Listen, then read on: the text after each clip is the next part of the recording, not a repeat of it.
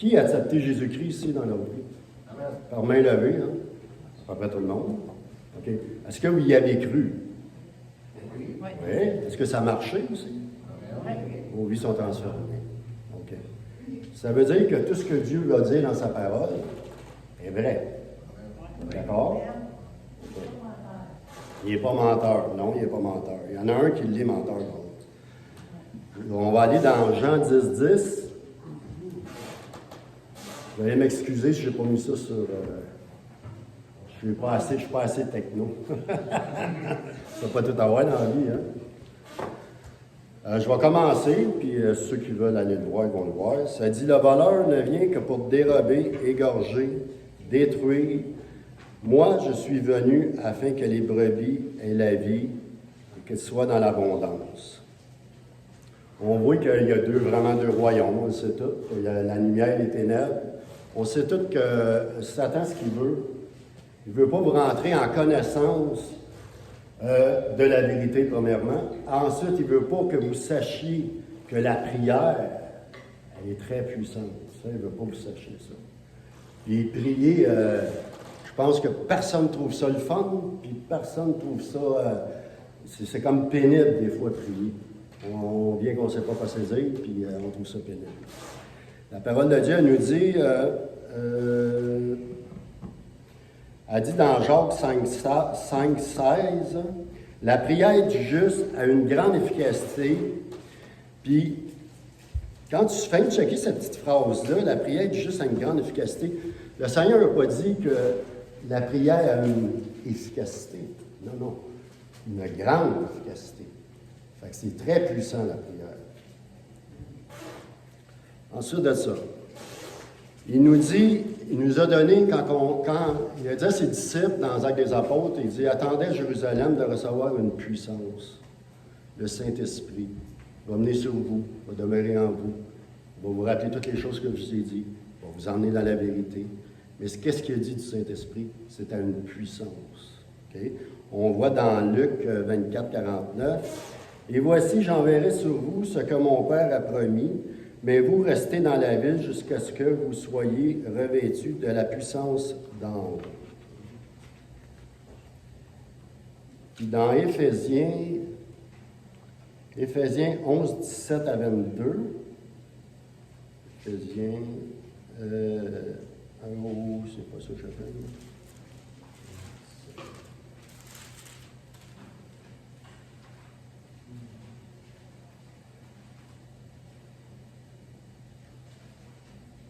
OK, il dit là-dedans, il dit, « Afin que le Dieu de notre Seigneur Jésus-Christ, le Père de gloire, vous donne un esprit de sagesse et de révélation dans sa connaissance, et qu'il illumine les yeux de votre cœur, pour que vous sachiez quelle est l'espérance qui s'attache à son appel, quelle est la richesse de sa gloire, de son héritage qu'il réserve aux saints, et quelle est envers nous qui croyons l'infinie grandeur de sa puissance, se manifestant avec efficacité par la vertu de sa force. Il l'a déployé en Christ, en le ressuscitant des morts et en le faisant asseoir à sa droite dans les lieux célestes. Il est au-dessus de toute domination, de toute autorité, de toute puissance, de toute dignité, de tout nom qui se peut se nommer, non seulement dans le siècle présent, mais encore dans le siècle à venir. Il a tout mis sous ses pieds, il l'a donné pour chef suprême à l'Église, qui est son corps, la plénitude de celui qui remplit tout en tout. Ça nous montre vraiment notre position en Christ, comment on a une puissance, on est revêtu du Saint-Esprit. Quand on prie, quand un croyant se met à prier, là, il y a une efficacité incroyable. Puis ça, autant que votre foi en Jésus-Christ, vous avez été touché, vous savez que c'est vrai, autant que toutes les promesses de Dieu, il faut vraiment les prendre avec foi, puis vraiment y croire, parce qu'elles sont très efficaces. Puis moi, ce que j'expérimente depuis une bonne secousse, c'est que moi, j'ai 2 garçons, puis j'en ai un qui n'est pas sauvé, qui passe des moments assez pénibles. Ça va mieux là. J'ai remarqué que quand je priais et que je prenais autorité au nom de Jésus, ça marchait, puis que je voyais des différences. Et quand j'arrêtais de prier, je voyais que ça diminuait.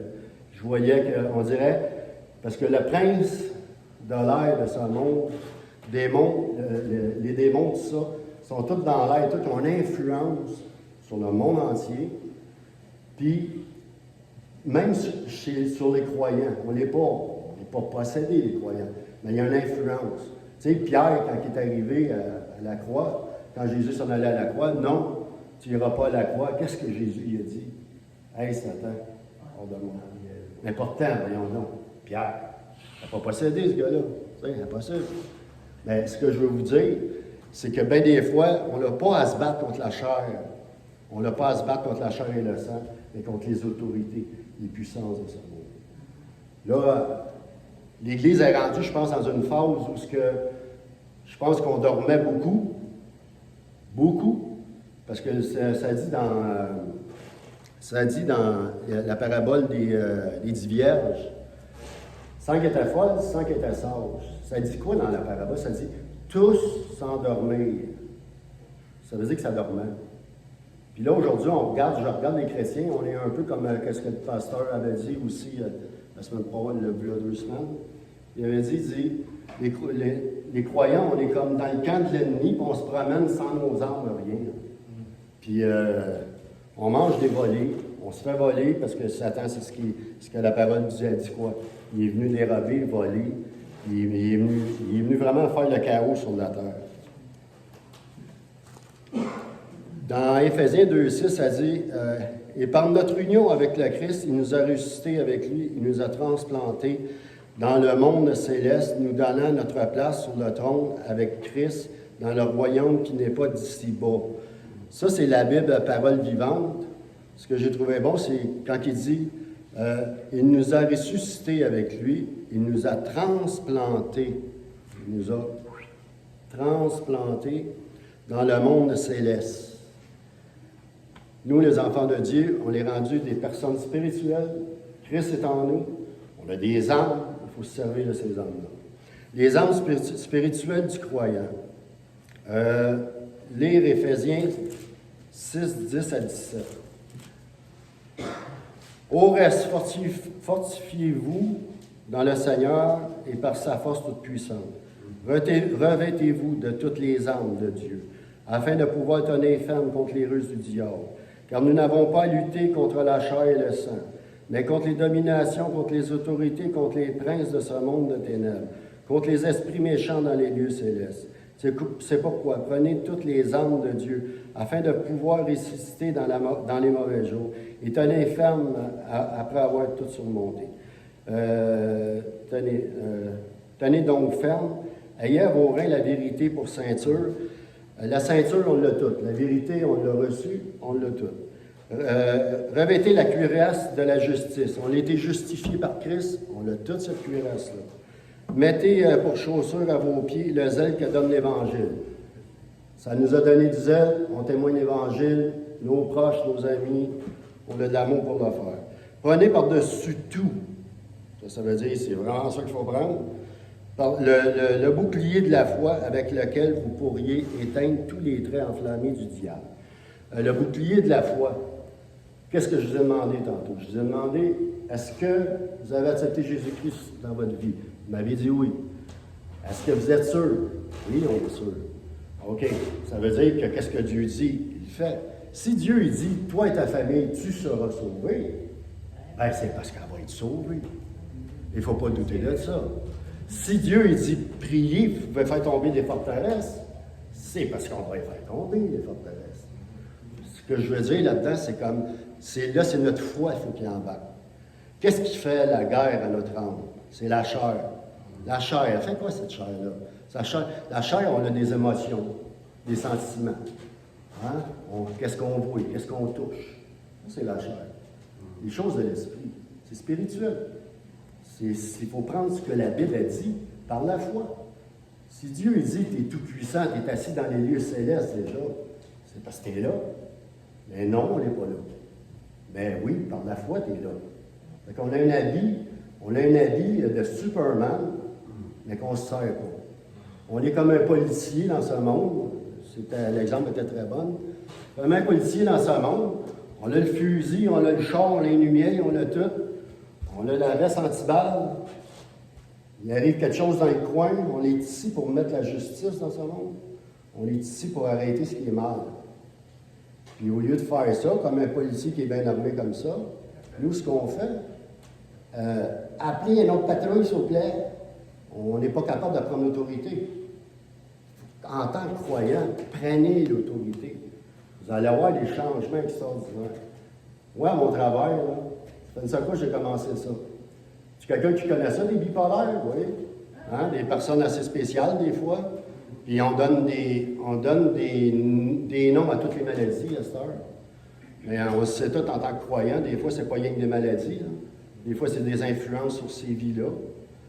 Puis, en tant qu'enfant de Dieu, je ne sais pas si vous avez vécu ça, mais moi, c'était fou comment je suis entouré de gens comme ça.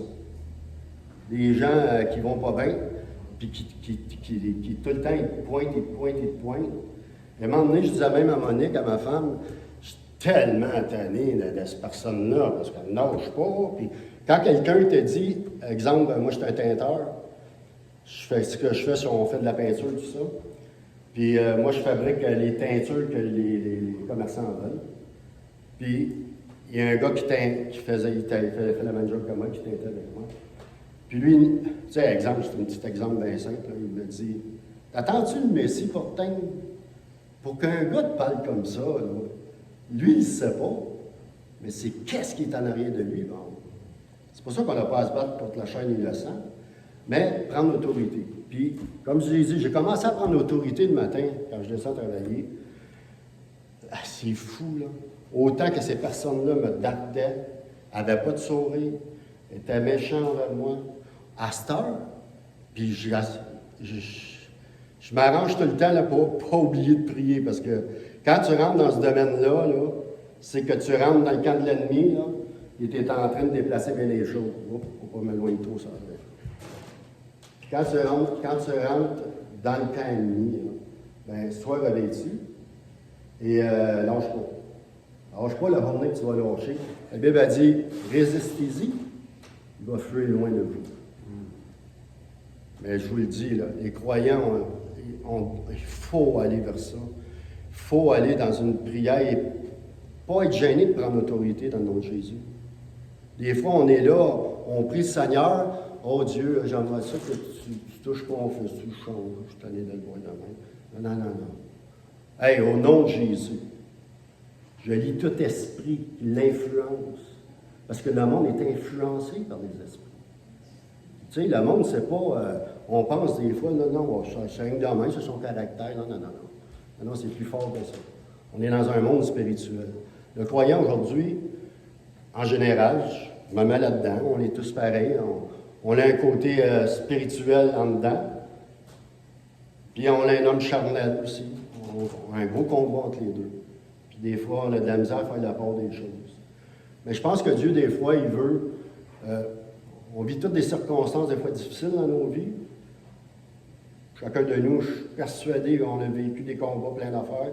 Puis je pense qu'au travail des combats, quand tu vois la fidélité de Dieu tout le temps, quand tu vois son amour tout le temps, quand tu vois qu'il va t'emmener dans des endroits où que tu puisses comprendre et que tu puisses enfin mener le bon combat. Il y a un combat à mener. On est des sacrificateurs dans ce monde ici. On est supposé prier, intercéder pour qu'est-ce qui est alentour de nous, les proches, les amis, tout ça. Puis, je vous garantis, là, mettez-vous, commencez à prier, commencez à prendre autorité au nom de Jésus. Vous allez voir des changements avec vos proches, tout.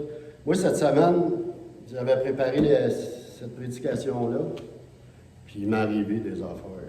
Non, je voyais l'adversité. Mais je ne mets pas lamenter parce que je le sais que ça fait partie de la game. Jésus, homme de douleur, habitué à la douleur. Il ne l'a pas eu facile, mais il y avait un but. Puis c'est lui qui dit qu'il est le chemin, la vie, la vérité. On passe tous par le même chemin. On a le choix dans la vie. Est-ce qu'on en donne pour le Seigneur, puis on va être très récompensé dans le monde à venir? Ou on fait notre petite vie tranquille jusqu'à temps que le Seigneur vienne nous chercher. Rendu l'autre bord, mais si on verrait ce qu'il y a l'autre bord, on ferait « Oh, wow, il faut que je me mette à l'œuvre. » C'est incroyable. On dirait, je sors de qu'est-ce que je voulais dire, mais le Seigneur, il dirige. OK. Bon, comme j'ai dit tout à l'heure, on est comme des policiers, tout ça. Éphésiens 6, 18. Faites en tout temps, par l'Esprit, toutes sortes de prières et de supplications. Veillez à cela avec une entière persévérance et priez pour tous les saints. Tu sais, ils disent de prier. Il y a un passage ici qui dit prier sans cesse. Écoutez, je lisais ça avant de prier sans cesse. Mais ouais, on ne peut pas tout le temps prier, c'est impossible. Ça demande de prier. Mais tu sais, on n'est pas obligé de se mettre à genoux dans un coin et prier. Là. On est à notre travail, on est n'importe où, on peut prier n'importe où. On peut parler à Dieu à tous les jours, à tous les moments, à tous les secondes. Puis il faut y demander à Dieu. Bien, Seigneur, il y a des choses, je suis sûr, dans vos vies, parce que, à moins que je ne sois pas normal, là, je suis sûr qu'il y a des choses dans vos vies qui vous nuisent. Il y a des gens qui vous nuisent. Il y a des gens, vous aimeriez qu'ils soient sauvés. Vous aimeriez qu'ils soient transformés. Ben, on a l'arme la plus efficace au monde, la prière. Il faut juste le faire, c'est tout. Puis je vous garantis, la journée que vous allez le faire, puis vous y mettez, puis vous ne lâchez pas le morceau, vous allez voir comment que ça agit efficacement. C'est ça. Comme un policier, il faut faire régner la justice et délivrer tous ceux qui sont sous l'emprise du diable ou le mal. C'est un peu que le même raisonnement qu'un policier. Qu'est-ce qu'il fait, lui? Le policier, il est là pour arrêter les voleurs. Hein? Il est là pour aider les gens. Il y a une autorité. On l'a eu, cette autorité. Dieu nous l'a donné. Ça dit dans Éphésiens 6,16, « Prenez par-dessus tout cela le bouclier de la foi, avec lequel vous pourrez éteindre tous les traits enflammés du malin. » Ça, c'est dans Éphésiens 6,16. C'est clair, c'est comme clair, là. Priez, puis vous allez éteindre tous les traits enflammés du diable. Puis ça marche tellement, là, c'est fou. Quand on le vit, ça, c'est comme le salut. Hein? Essayez d'expliquer le salut à quelqu'un qui ne l'a pas vécu, puis qui ne le vit pas, il fait quoi? Ouais, c'est beau, ta foi, tout, mais tu sais, lui, il comprend absolument rien, tant qu'il ne l'a pas expérimenté. Mais la prière, ça va être la même affaire. Tant qu'on ne l'aura pas expérimenté, on ne pourra pas voir ses efficacités. Jésus passait son temps dans le jardin de Gethsémani, puis il priait. Tout le temps. Après ça, il faisait quoi? Il sortait en foule, il prêchait, annonçait la bonne nouvelle, il guérissait les malades. Les démons le craignaient tellement. Aujourd'hui, on n'entend plus parler. Je ne sais pas s'ils sont partis en vacances, sont où, mais il n'y a plus rien de ça. Il n'y a plus, les démons, ça n'existe plus, il n'y a plus rien, tout est tranquille. On est sur un petit nuage, on attend le retour de Jésus, c'est tout. Mais non, c'est tout encore tout là.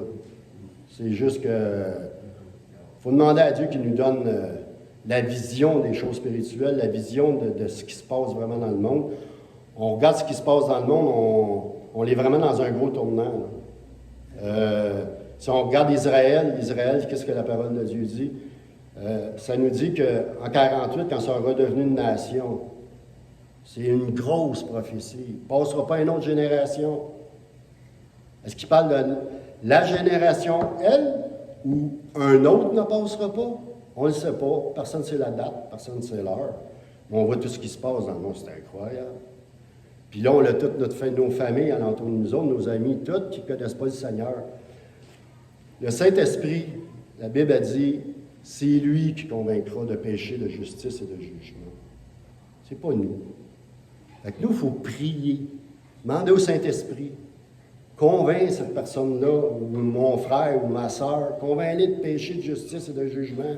Mets un empressement dans son cœur de t'accepter comme Seigneur Jésus. Le Saint-Esprit va le faire. C'est ça la prière. Ça a une grande efficacité. Il faut juste ouvrir notre bouche. Il faut juste le faire.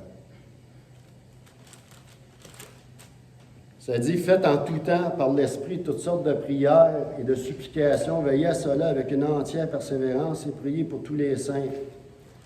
Ça, c'était dans Éphésiens 16, 17, 18. Prenez aussi le casque du salut, l'épée de l'Esprit, qui est la parole de Dieu. C'est une épée, c'est puissant, la parole de Dieu. Quand on dit au nom de Jésus, là, ça déménage. Ça déménage. Il faut s'en servir de ce nom-là. Il ne faut pas avoir peur de prendre le nom de Jésus. J'avais de quoi vous lire aussi. Dans le fond, c'est... Attendez, donnez-moi une seconde que je le cherche, que je le trouve.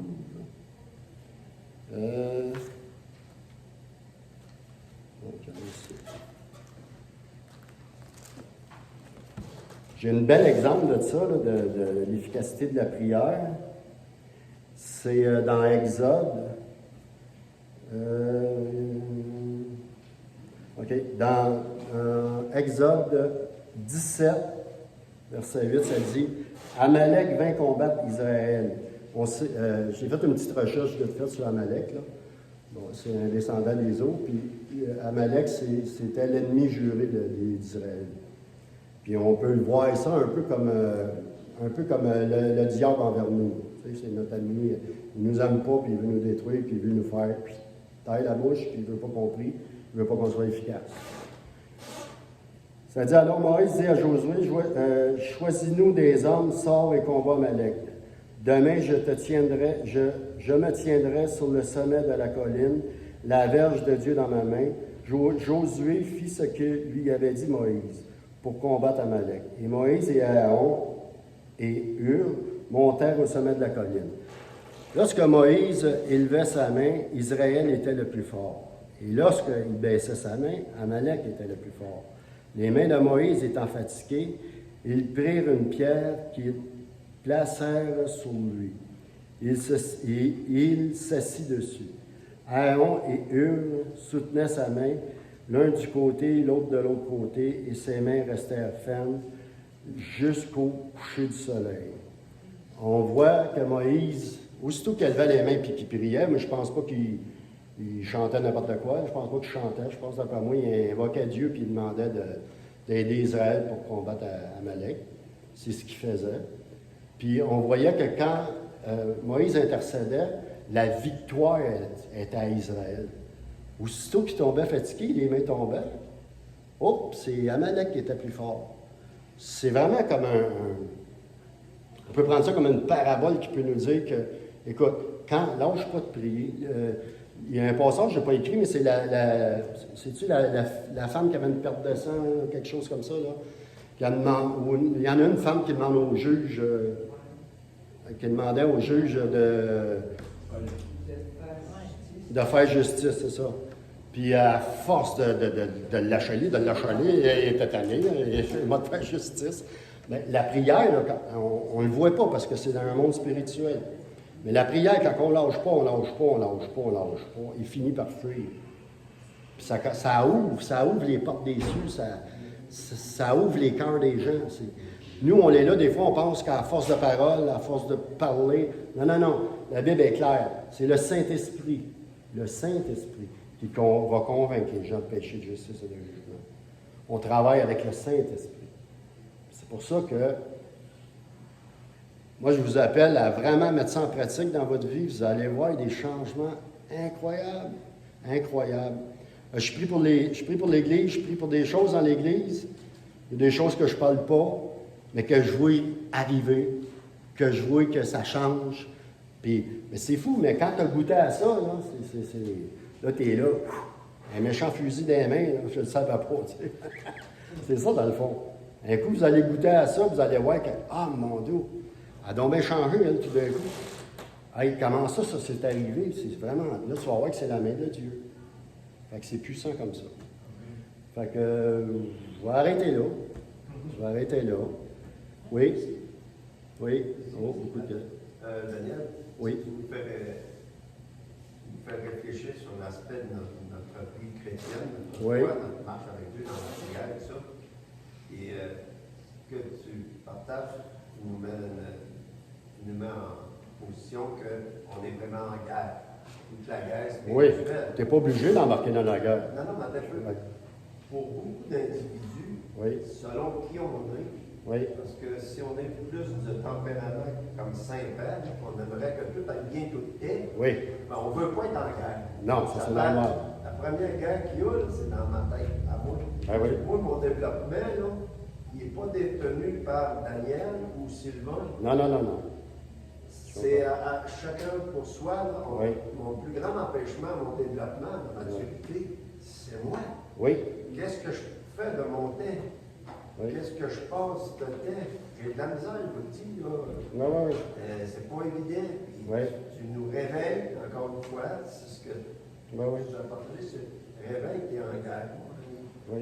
Même si tu veux. Mais même si tu veux pas, non, c'est ça. Bien, C'est ça. oublie ça, là. Non. On est en guerre. Oui, oui. Parce qu'on voit tomber des gens autour de nous. C'est souffrant, c'est blessé. La Bible a dit on n'est pas de ce monde. Non, non. Puis qu'on est juste de passage. Qu'on le veuille, qu'on ne le veuille pas. Que tu restes les mains croisées ou que tu prends toutes tes armes. Et l'autre, l'ennemi, tu es enfant de Dieu, tu es une lumière. Il va t'éteindre, il va te mettre sa tablette. J'ai vécu ça. L'âge de 22 ans, je suis au Seigneur. Je pourrais vous donner jusqu'à une boîte de Kleenex, vous faire pleurer, par bien des affaires. J'ai eu des moments qui n'étaient pas bénissants. Mais une affaire, là, dans toutes ces épreuves-là, comme Paul y parle, j'ai appris à connaître mon Dieu. J'ai appris à le voir agir. Puis à un moment donné, là, tu deviens comme... Tu haïs le péché, tu es choqué contre le péché. Parce que tu vois comment il te détruit. Là. Il y a des gens qui ont des beaux cœurs, là. Il y a des gens qui sont pognés avec plein d'affaires, puis ils sont pris là-dedans. Puis c'est lié par le monde spirituel. Ouais. Puis pour combattre le monde spirituel, tu n'as pas le choix, il faut que tu prennes les armes spirituelles. Si tu veux te battre avec la chair, ben, tu peux prendre un marteau, tu peux prendre une carabine, tu vas te battre avec ta chair. Dans ce domaine-là, tu n'as pas le choix, il faut que tu prennes ce que Dieu t'a donné. Il y a un vieux cantique qui disait « Serrons les rangs autour de notre maître. Soyons unis, la victoire est à nous. » Ouais. À nous. Oui.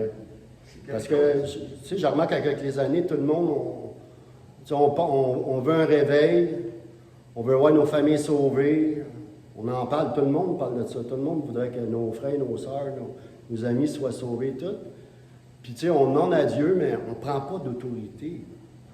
Puis c'est ça, ça nous a été donné, là. Les clés du royaume des cieux nous ont été données. Il faut les prendre. Si on ne les prend pas. Tu sais, non, mais si on ne les prend pas. Ben oui. Quand il nous parle des armes du croyant, là, c'est clair. Qu'est-ce qui triomphe de ce monde, la Bible a dit? Notre foi. C'est pas plus que ça. Amen. Oui. Moi, j'ai un petit témoignage là, par rapport à ça, justement. Ma fille, ma grande, va avoir 40 ans mardi. Ben, je vais vous regarder. Catherine, elle s'appelle Catherine. Catherine s'est mariée, s'est séparée, après ça, divorcée. Elle était 15 ans, bon, je vais dire 14 ans, tout seul, OK? Ben, elle a eu un chum, à un moment donné. Puis, à un moment donné, le Seigneur l'a réveillée 2 matins d'affilée, puis elle était avec quelqu'un d'autre. Puis il a dit, c'est Stéphane, ton mari. Le premier matin, qu'est-ce que c'est ça? Le deuxième matin, elle a dit à l'autre, ben, je suis désolée, ça a l'air, c'est Stéphane, mon mari, puis elle était divorcée.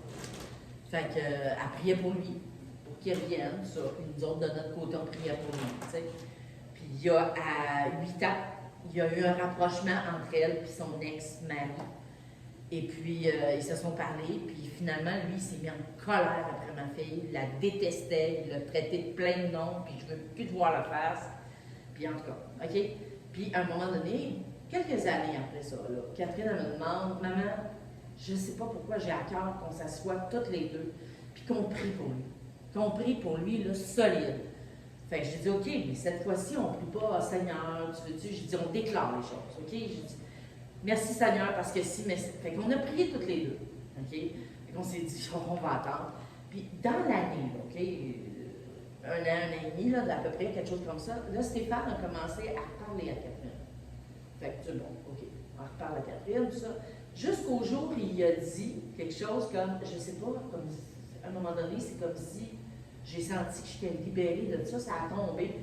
Catherine, elle m'appelle, elle me raconte ça, puis elle dit, j'ai failli dire, oh, Chantal pleure, tu sais, je suis dans le salon avec ma mère, tu sais. On a vu vraiment toutes les deux comme, wow! Tu sais, il n'a pas dit progressivement, il a dit, j'ai senti qu'une journée, paf, ça a tombé, puis, fait qu'on s'est dit, ouais, ça c'est puissant, la fille, là. Puis ça fait 1 an qu'ils sont revenus partiellement ensemble, et ça va. Chacun, il a fait ce qu'il avait. Je vais vous dire quelque chose sur un de mes garçons, le plus jeune. Okay? Il y a eu des gros problèmes de boisson très élevés. Okay? J'espère qu'il va y check up la vidéo, en tout cas. Puis, mon gars, il était vendeur aussi. Okay? Il a roulé, il faisait bien de l'argent. Il y avait des camions, ils s'achetaient des Toyota les plus gros, là, à 80 000. Il y a eu un autre truck, une Audi. OK? Une autre affaire, lui, celle-là, il l'avait acheté usagé, ça valait 70 000. OK? Il les a scrappés en s'en allant en boisson. Là, il a fait des tonneaux, tout. Les policiers l'ont arrêté. OK? Il y avait des marques sur le bras. Chanceux, là. Le monde regardait le véhicule, il est chanceux qu'il n'est pas mort. Là. Les policiers ont voulu le faire siffler dans la ballonne. Il niaisait les policiers et tout, parce qu'il a un côté fanfaron. Il mesure 6 pieds 2, il pèse 2,40, puis il n'est pas nerveux, ben. Et, en tout cas, il y a eu ça. Il y a eu un autre accident, l'Audi. Il est parti de chez nous avec l'Audi. Puis, je lui avais dit de rester chez nous. Puis, le temps que j'ai pogné le linge, je l'ai mis dans la sécheuse, je m'allais la tête, il est parti. Sa blonde qui était avec, elle m'a appelé, elle a pogné un accident à telle place, tout ça. Encore la même affaire, les policiers ont voulu le faire suivre dans la ballon, ils ont niaisé, ils l'ont emmené à l'hôpital, tout, puis ils ont pris une prise de sang plus tard.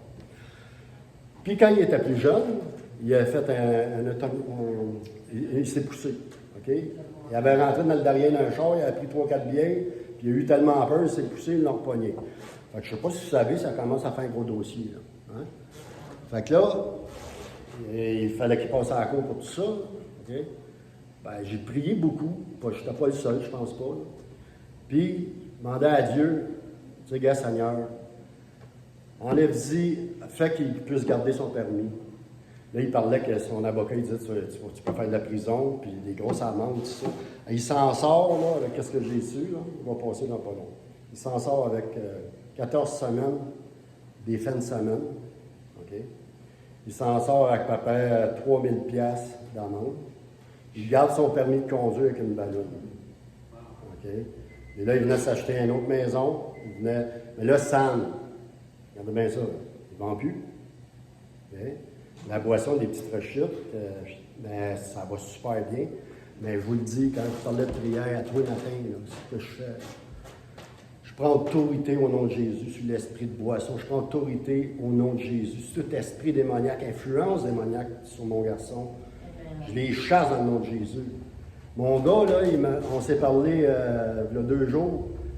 Ah, j'ai dit, pire, comment ça va? En parlant de sa boisson, tout ça. Ah, ça m'arrive encore, là, tu sais, de prendre une coupe de bière de même, là, mais je suis tellement poqué dans le nez, bien travaillé, tout ça, là.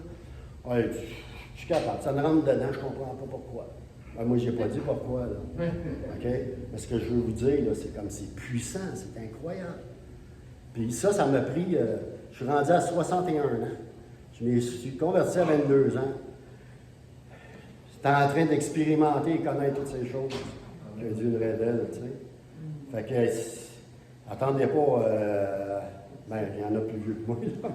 Attendez pas un autre 40 ans avant de commencer, là. Je vous le dis, c'est efficace, pas j'arrête là-dessus. C'est bien. Merci, Daniel. Ça fait plaisir.